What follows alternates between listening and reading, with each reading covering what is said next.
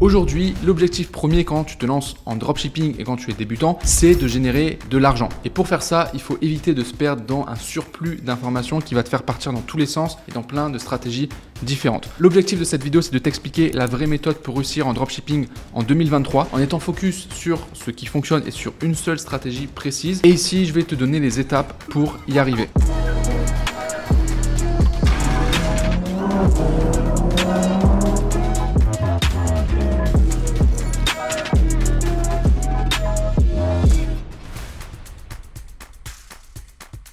Salut à tous et bienvenue dans cette nouvelle vidéo. Je t'invite tout de suite à mettre un like sur la vidéo, ça m'encourage et ça me permet de voir que vous appréciez les contenus que je fais. Et également, je vous invite à vous abonner si ce n'est pas encore fait pour ne pas manquer les prochaines vidéos. Alors, comment réussir en dropshipping en 2023? Alors déjà, la première chose, j'aimerais vous dire que oui, c'est encore possible. Malgré ce qu'on peut entendre, malgré que certaines personnes vont vous dire que non, le dropshipping c'est mort, c'est terminé, n'oubliez jamais que ça reste du e-commerce. D'accord? Et aujourd'hui, en fait, j'aimerais bien remplacer ce mot dropshipping par e-commerce. Il faut vraiment que vous arriviez à vous enlever cette image négative du mot dropshipping et juste vous dire, en fait, c'est du e-commerce. Vous vendez simplement un produit en ligne. Le dropshipping, ça reste juste la méthode logistique, ok? Et toujours ça en tête pour pas vous dire, ouais, en fait, cette année, ça marche plus, etc. Ça vous évitera, en fait, d'avoir cette réflexion. Et juste ce petit changement, on va dire, de vocabulaire fait que vous vous rendrez compte que, en fait, bah oui, le e-commerce, ça fonctionne et ça fonctionnera encore pendant de nombreuses années. Donc la première chose à comprendre, très importante, c'est la base de la base, vraiment, il faut toujours que vous ayez ça en tête, c'est qu'il faut que vous soyez focus sur une seule et même stratégie. Arrêtez de vous disperser ou arrêtez de tester une stratégie pendant 2 semaines, puis après de changer de stratégie parce que vous n'avez pas eu les résultats que vous souhaitez, puis ensuite de rechanger un mois après. Il y a des gens qui se dispersent beaucoup dans le business, ils vont tester de faire du dropshipping, ensuite ils vont arrêter parce qu'ils n'ont pas eu de résultats rapidement, ils vont aller faire, je sais pas, du trading, ça n'a pas marché, ils vont aller faire ensuite une agence marketing, etc. Ça, vous le savez, c'est pas bon, mais il y a des gens qui font exactement ce même processus, mais qui font ça au sein du même business, donc ici, le dropshipping, le e-commerce. Il y aura toujours des nouvelles tendances. En ce moment, on parle beaucoup de TikTok, certes, c'est vrai que c'est une tendance, mais le principal, c'est pas d'être focalisé sur les dernières tendances, mais c'est déjà d'avoir les fondamentaux du business, avoir une base qui est solide.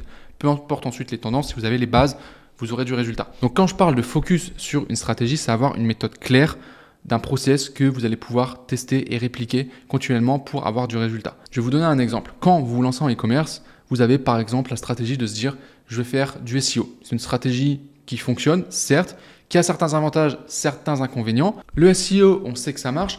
Pour un business de dropshipping, est-ce que c'est intéressant ou pas?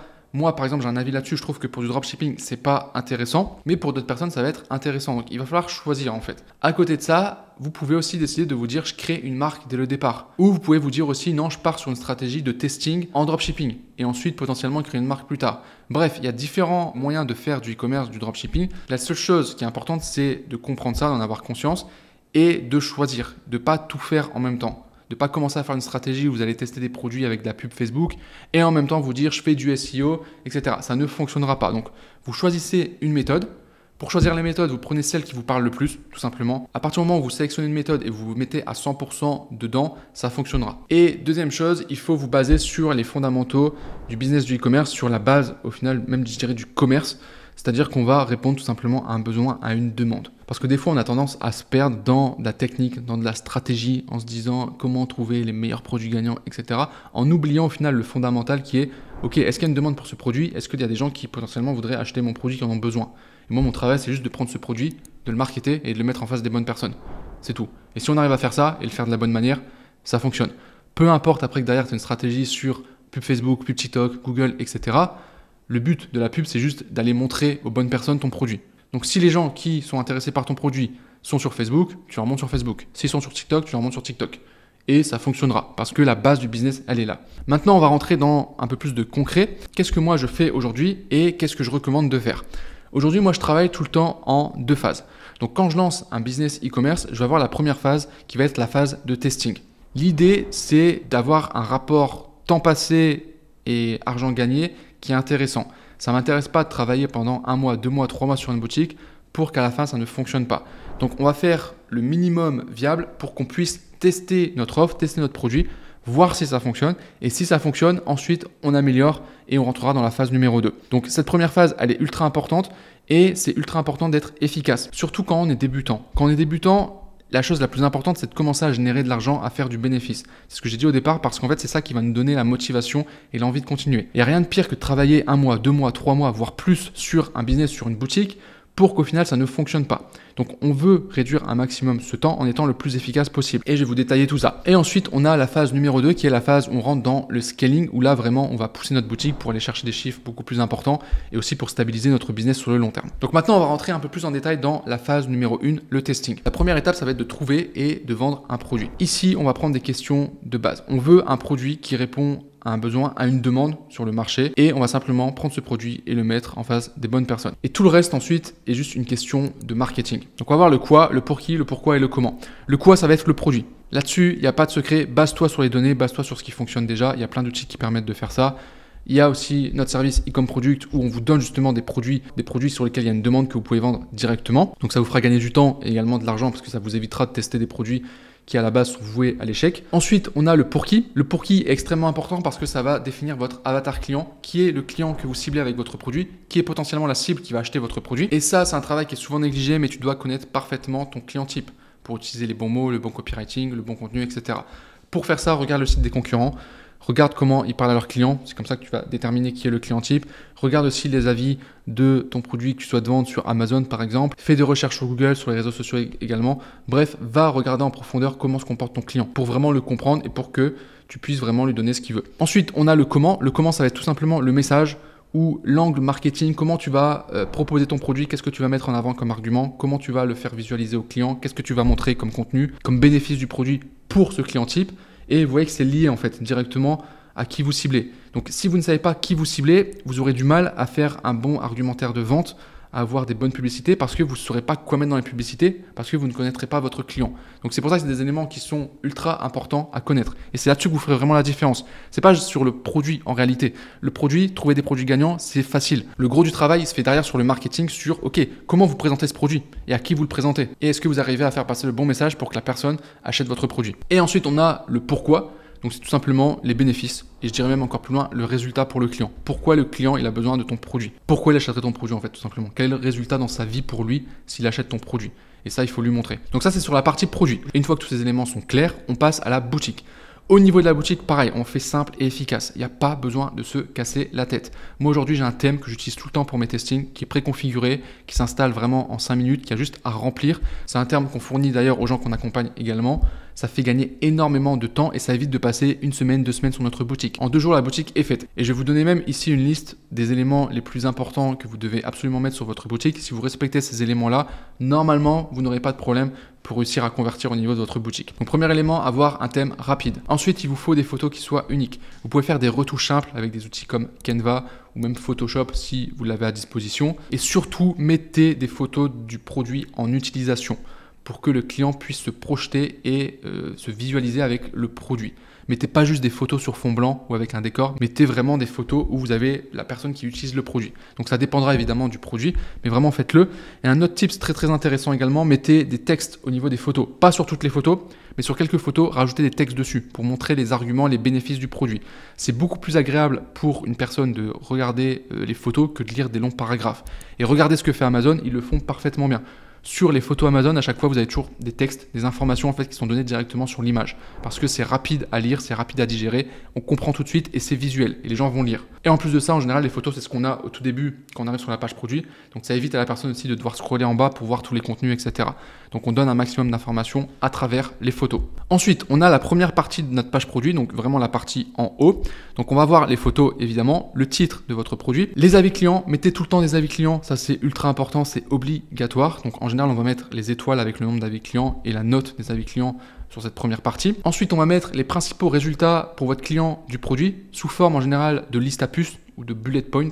Donc en gros, vous allez en mettre 3 à 4. Donc juste en dessous du titre et des avis clients, vous allez mettre 3-4 bénéfices, d'accord? Assez court, hein, une phrase assez courte qui donne les principaux bénéfices pour votre client par rapport à votre produit. Ensuite, en dessous, vous allez mettre le prix avec votre offre. Si vous pouvez le faire, mettez des offres pour vos produits avec des bundles, c'est clairement ce qui marche le mieux. Pour les produits adaptés à ça, évidemment. Ensuite aussi, au niveau des avis clients, mettez des vidéos. Si vous pouvez mettre des vidéos d'avis clients, c'est 10 fois plus puissant. Oui, il faut se bouger un petit peu, il faut se débrouiller, il faut trouver des gens pour avoir des avis.